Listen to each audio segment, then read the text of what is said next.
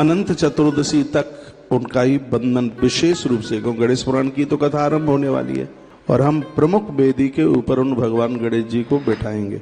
हम तो नित्य पूरा अनंत चतुर्दशी तक उनको सिंदूर घी में मिलाकर और रोजाना 21 दूर्वा भगवान गणेश के ऊपर आप भक्तों की तरफ से भी यहाँ भगवान गणेश जी को 21 दूर्वा तो वो चढ़ाई जाएगी जो भगवान गणेश जी की पूजा में एक विधान है।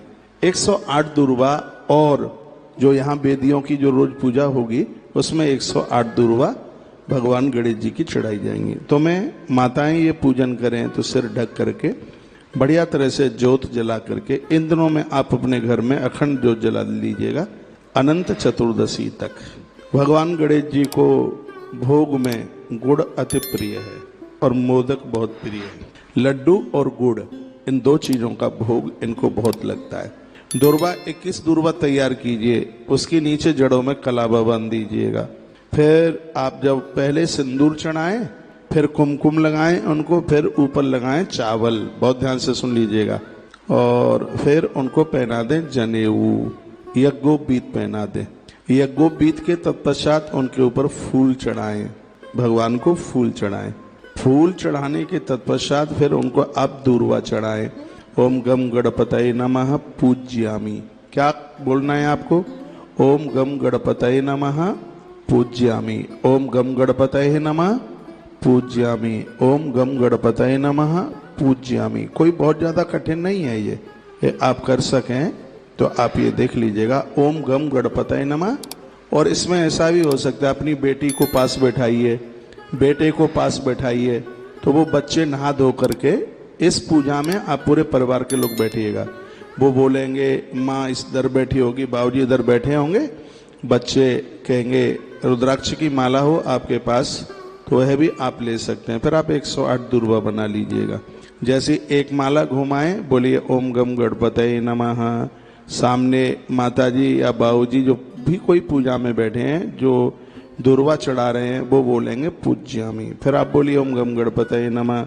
फिर जो दूर्वा चढ़ा रहे हैं वो बोलेंगे पूज्यामि। चाहे आप 21 दूर्वा चढ़ाएं, चाहे आप 108 दूर्वा चढ़ाएं, अनंत चतुर्दशी तक ये एक बार करके देख लीजिएगा, आनंद आ जाएगा। आप हमें भूल नहीं पाएंगे, ये मुझे विश्वास है, क्योंकि मैंने इन देवों का अतिशय प्रभाव देखा है। एक कलश जरूर भरिएगा, वहाँ रख दीजिए उनके सन्मुख कलश, उसके ऊपर नारियल रख लीजिएगा, उसमें कलश में एक सिक्का भी डाल लीजिएगा, पंच पल्लव भी डाल लीजिएगा। कल आप फलियार में ही आप व्रत करें, परसों से एक समय भोजन ले लें। यदि इसको अनुष्ठानिक रूप से इसको आप यदि करते हैं तो एक समय आप भोजन ले लीजिए अनंत चतुर्दशी तक। बीच की तो बातें मैं आपको रोज बताता ही रहूंगा। मंगल मूर्त है जो भगवान गजानंद भगवान गौड़पति हैं, देवता भी अपने कार्य के लिए भगवान गणेश के पास पहुंचते हैं। शादियों में जब बच्चों का विवाह होता है, कोई भंडारा किया जाता है, तो दिया जलाकर गणेश की प्रतिमा रख दी जाती है, जैसे भंडारे में कहीं किसी भी प्रकार की कोई कमी नहीं आती। तो पूजा में अपना आसन लगाकर लोटा भरिए, कुशा का आसन हो तो कुशा का, ऊन का हो तो ऊन का, और ये कुछ भी ना मिले तो कंबल बिछा लीजिए। कंबल भी ना मिले तो अपनी गरम शॉल, माताएं आपको जो ओढ़ने वाली शॉल होगी ना, ऐसा ऊनी एक वस्त्र है जो बिना धुलाई किए हुए भी अपने आप में शुद्ध रहता है, पवित्र रहता है। ऐसा आसन लगाइए। पूजा के समय पर घर के सब लोग बैठें, भगवान का आह्वान करें, वंदन करें। आप संकल्प भी कर सकते हैं, हाथ में जल ले लीजिएगा, चावल ले लीजिएगा, फूल रख लीजिएगा। आपके पास वो संस्कृत का संकल्प तो आएगा नहीं, लेकिन आप अपने भाव से अपने मन की भावना तो व्यक्त कर सकते हैं।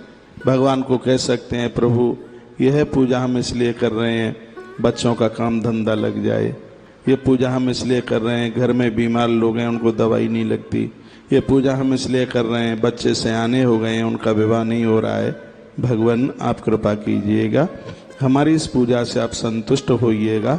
कोई त्रुटि गलती भी हो जाए तो आप हमें माफ क्षमा कर दीजिएगा। ऐसा कह के भगवान के सन्मुख आप जल छोड़ दीजिएगा। दीपक जलाइए पूजा में, पंचोपचार से पूजन। याद रखिएगा कि भगवान को सिंदूर अति प्रिय है, चाहे हनुमान जी हों और चाहे भगवान गणेश हों। याद रखना, हमारी सनातन संस्कृति में सूखा सिंदूर तांत्रिक लोग चढ़ाते हैं, तो आप उसमें थोड़ा सा घी मिला लीजिएगा, घृत मिलाकर फिर इस उंगली से, इस उंगली को कहते हैं, यह तर्जनी, यह मध्यमा और यह अनामिका, इस उंगली से भगवान को, भले ही आपने जो भी पीतल के हैं, तांबे के हैं, बहुत ज़्यादा नहीं आप कर सकते हैं, तो आप माथे से लेकर सूंड तक, उनके पेट तक, और यह भी आप ना कर पाए तो आपके घर में चंदन तो होगा, आप चंदन का लेपन जरूर करें भगवान को। सिंदूर मिल जाए बहुत अच्छी बात है। जनेऊ का ध्यान रखिएगा।